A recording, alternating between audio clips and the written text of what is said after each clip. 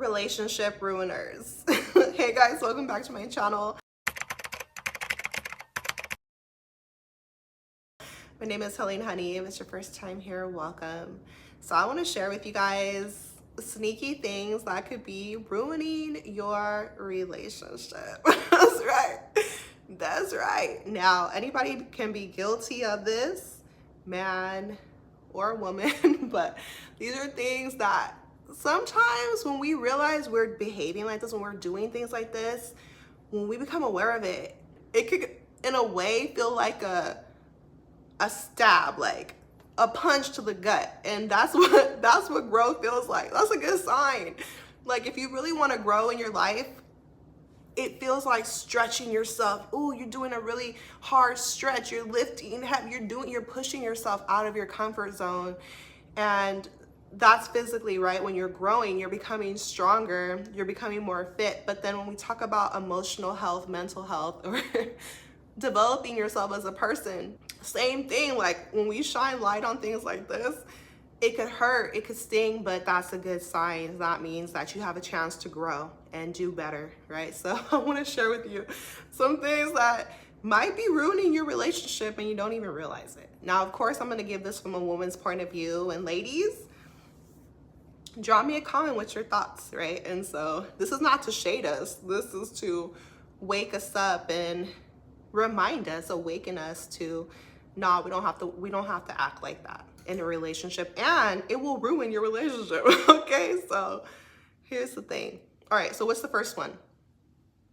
The first relationship ruiner is if somebody is pushy, if you're pushy, forceful in a relationship.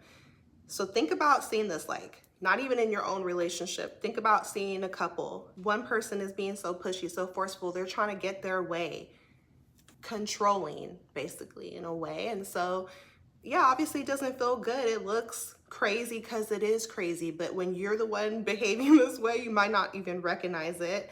And it's going to equal a toxic relationship. So you never want to be pushy, controlling, forceful. You have to respect people, give people their space. No is a full sentence. If somebody says no, you have to respect that.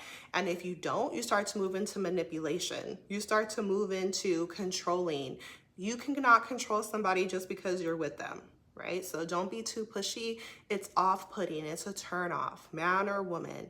Now, men, they might think controlling their woman is their right or whatever. Look, to each their own, but it's not healthy at the end of the day. Just because you're in a relationship, even a marriage, that doesn't mean that you're not a sovereign, free being. You're a free person on this earth. Okay, let me say it again. You're a free person on this earth. If you have the right to say no, you can say no. Boundaries, even in relationships, right? So you can protect yourself by saying no. If somebody is pushing you, if they're trying to be forceful with you, that's a red flag. Okay, so when we talk about healthy relationships, freedom and being flexible, letting people make their own decisions, not trying to control them.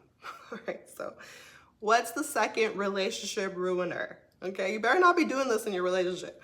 Sneaky / spying. Okay, like are you one of those people who made a fake account on Instagram so you could spy on your partner? Or I've heard all kinds of things. Oh, I made my friend DM him just to see like if he was gonna cheat on me. We could do so much things, and that's what I'm saying. Not only is this gonna ruin your relationship if you're acting sneaky or if you're trying to spy on your partner all this time, but it's showing you that you're feeling insecure, right? So you don't have to be sneaky, you don't have to spy. It's giving trust issues, right? So you gotta be able to communicate with your partner. And oh my God, I even think about those people who put the trackers on people's phones. I was watching what's that show called?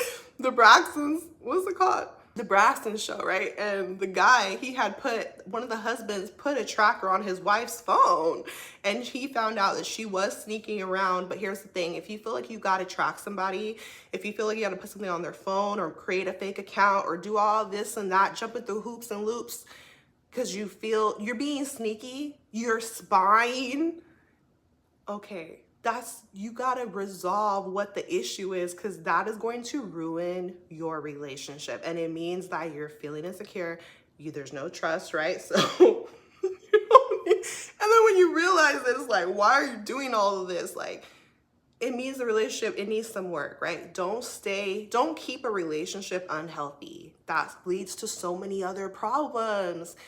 Stress, you guys, it's like the #1 killer, okay? Because we could talk about eating healthy or getting enough sunshine, exercise, and our mental health, though, it matters. Like, just because you can't see something doesn't mean it's not affecting you. So your relationship should not be stressful. For me, if it's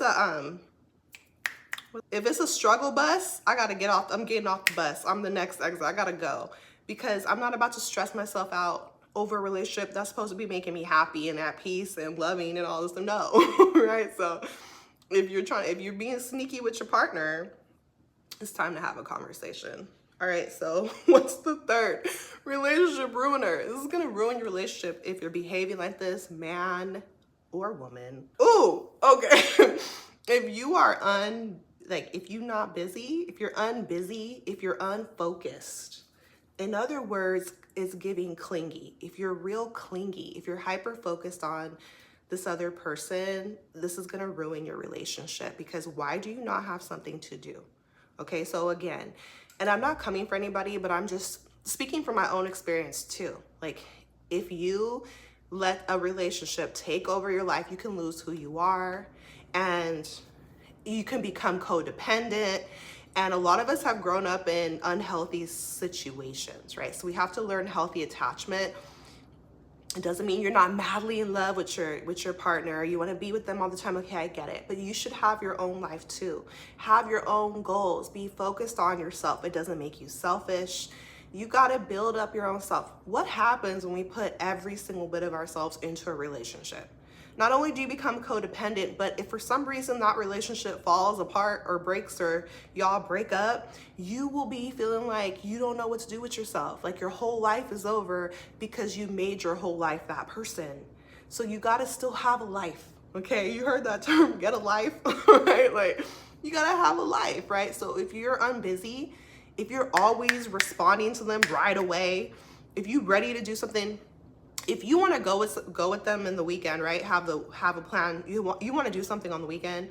You're counting on them to say yes. Heaven forbid they say no. Now you're sad in the corner crying somewhere. Why don't you have another plan? I don't mean another person, but I mean going out with your friends, calling up your family, going out just for you. So that's why you got to have a sense of independence. It doesn't mean you don't love this other person. It means you love you too. So if you're unbusy, you're unfocused, if your whole focus is them, that's about to ruin your whole relationship. The last thing I want to share with you guys, what's something that can ruin your relationship, right? Okay, if you're needy and coming from a desperate energy. Like I told you guys the example.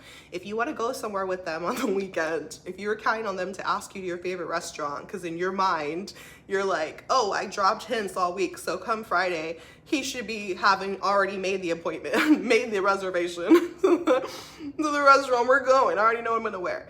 But then he doesn't. You text him, and then he's like, I'm with the boys this weekend, like we're going here, we're going there. And then you get mad and sad. Okay. Needy, desperate energy will ruin your relationship. So we have to realize that we're whole and complete on our own.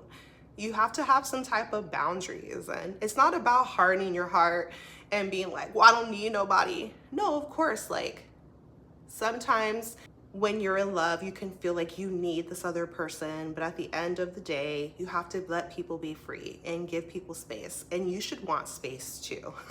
You have to be solid on your own 2 feet and never desperate. Here's an example. If somebody breaks up with you, let it go. You got to be able to let it go, right? So you never want to get to a place where you feel like you can't live or breathe or survive in life without this other person. Do not give all your power away to this other person just because you love them. I love my mom, but it's like, you're your own person, like, right? So when you start merging with another, that's called codependency. Like when your well-being is dependent on their well-being, it's like, it can become unhealthy, toxic. You're responsible for you. They're responsible for them. No to desperation. No to being real needy. Being able to, in a sense, detach. Doesn't mean you're cold or you don't care. It just means that you're good on your own, like if they are there or not, right? And so when we embody things like confidence, right, you're in a way independent. And that's why, think about that word, ladies, independent. Men who get mad at a woman who says she's independent, see, they have to look at their own heart. It's in a sense insecure. They don't want a woman to be independent because they want her to be clingy and needy, dependent on them. That is not healthy.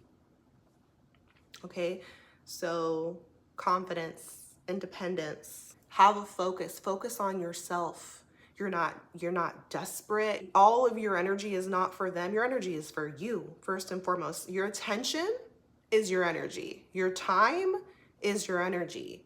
Your focus, like what you focus on grows. So although when you're in a relationship, it should have your focus and attention to nourish it with love. If you think about it like a plant, you're pouring water and you're growing the relationship, but that is not your life. Don't let it become your life. So in a sense, how to not be codependent is what this video should be titled, or things that will ruin your relationship. So when we act in a healthy way, we become more attractive to our partner anyways. You become more magnetic.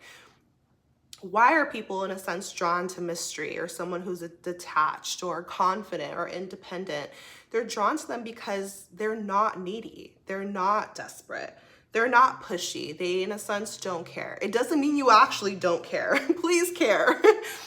But you're solid on your own. You know who you are. You're confident. You're secure in yourself, regardless of a relationship or not. That relationship does not define you. That is not who you are.